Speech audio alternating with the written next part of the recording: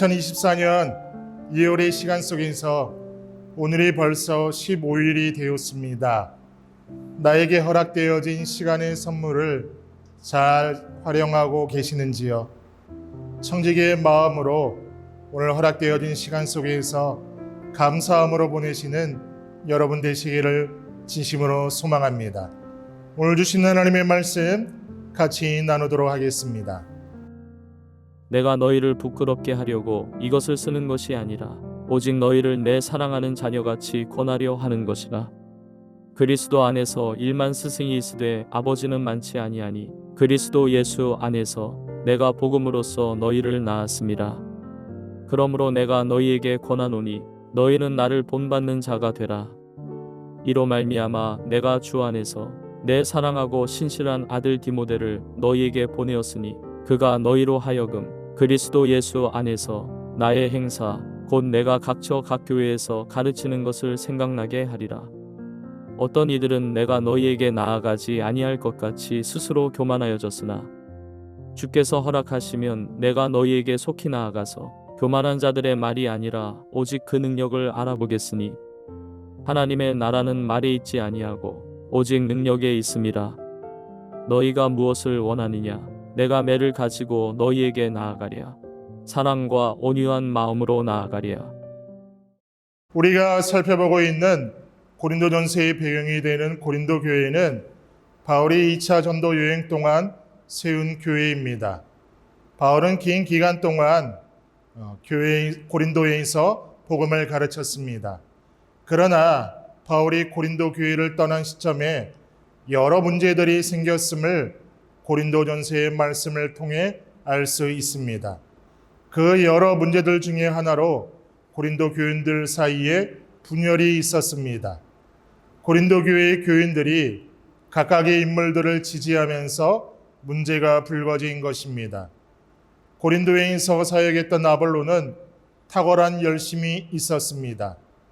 고린도 교회의 사람들은 아볼로를 따랐고 아볼로는 자기도 모르는 사이에 고린도 교회에서 영향력 있는 인물이 됐습니다. 나아가서 고린도 교인들은 아볼로와 바울을 비교했고 이는 바울에 대한 판단으로 이어지게 되었습니다. 고린도 교인들이 사도 바울을 판단했음을 4장 전반부를 통해 알 수 있습니다. 헬라 문화의 영향으로 몇몇 고린도 교인들은 바울이 수사학적 기교를 사용하지 않는 것에 비판적이었습니다. 복음 전도자이자 사도인 바울은 철학자와 수사학자들과 자신을 비교하며 판단하는 것에 심각성을 느끼고 강한 어조로 그들을 책망하고 있습니다. 그리고 오늘 본문에서 바울은 고린도 교인과 복음 전도자인 자신의 관계를 상기시키고 그들이 본받아야 될 것이 무엇인지 말하고 또한 그들을 다시 회복시키기 위해 무엇을 하는지에 대해 말씀합니다. 오늘 본문의 말씀에서 우리는 첫째로 아버지의 마음으로 훈계하는 바울의 마음을 발견하게 됩니다. 14절과 15절 말씀을 보세요.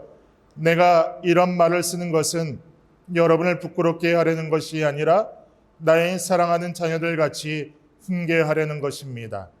그리스도 안에서 여러분에게는 1만 명의 스승이 있을지 몰라도 아버지는 여럿이 있을 수 없습니다.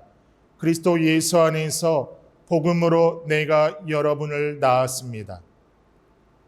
바울은 4장 전반에서 강한 어조로 고린도 교인들을 비판하며 그들의 잘못을 책망을 하였습니다. 그래서 바울은 그들을 부끄럽게 하려는 것이 아님을 밝힙니다. 고린도 교인들의 자존심을 상하게 하고 명예를 깎아내려 치욕을 주기 위한 목적이 아니라는 것을 말합니다. 바울은 그의 어조가 강하지만 고린도 교인들을 비방하기 위해 편지를 하는 것이 아니라 자녀들에게 같이 권하려는 것임을 밝힙니다. 양심을 가지고 책망하는 자의 책망은 책망받는 자에게 치욕을 주며 반감을 불어일으키게 됩니다. 그러나 사도 바울처럼 아버지가 자녀에게 하듯 사랑으로 책망하는 자는 상대에게 치욕을 주는 것이 아니라 다른 사람으로 하여금 바른 길로 들어가게 합니다. 그래서 사도 바울은 여러분을 부끄럽게 하려는 것이 아니라 나의 사랑하는 자녀들 같이 훈계하려는 것입니다라고 분명하게 밝히고 있는 것입니다. 사도 바울이 이와 같은 사랑의 권면을 할 수 있었던 것은 그가 고린도 교회의 성도들에 대해 믿음의 아버지와 같은 위치에 있었기 때문입니다. 사실 그 자신이 직접 고린도 교회를 설립했을 뿐만 아니라 그곳의 성도들을 하나님의 말씀과 기도로 양육해 왔던 바울로서는 고린도 교인들이 믿음의 자녀로 여겨졌을 것이 분명합니다. 그러면서 사도 바울은 고린도 교인들과 자신이 어떤 관계인지 상기시킵니다. 고린도 교인들은 바울을 수사학자나 철학자들과 같이 비교하고 판단했습니다. 그러나 사도 바울은 고린도 교인들을 군중으로 여기지 않았습니다. 복음으로 맺어진 아비와 자녀와 같은 관계임을 밝힙니다. 바울이 이렇게 말하는 이유는 바울이 전한 복음으로 그들이 예수 그리스도를 알게 되어 그리스도인이 되었기 때문입니다. 사도 바울은 고린도 교인과의 갈등을 옳고 그름을 판가름함으로 해결하지 않았습니다. 사도 바울이 고린도 교인들을 신랄하게 책망하기는 했지만 어디까지나 부모와 자녀의 관계 안에 있음을 인식했습니다. 한 믿음 안에서 어떤 책망과 비판이 오가더라도 한몸된 가족의 관계 안에 있음을 상기시킵니다. 즉 사도 바울은 고린도 교인들을 복음으로 낳았다고 하며 그 관계가 단순히 가르치는 사람과 배우는 사람의 관계가 아니라 복음으로 하나 된 영적인 가족의 관계임을 말합니다. 바울이 고린도 교인들에게 아버지라고 한 것은 바울의 복음 전파 없이는 그들에게 믿음이 주어지지 않았을 것이기 때문입니다. 하나님께서는 복음을 전하는 자를 통해 사람을 거듭나게 하십니다. 복음을 듣지 않고는 믿을 수 없고 전하는 자 없이는 복음을 들을 수 없기에 바울과 고린도 교인은 부모와 자녀의 관계같이 필연적인 관계였던 것입니다. 사도 바울은 순전한 복음을 그들에게 전하기 위해 분투하였고 그 복음의 전파로 그들로 그리스도인이 되게 하였습니다. 바울은 이것을 복음으로 낳았다고 표현하고 있습니다.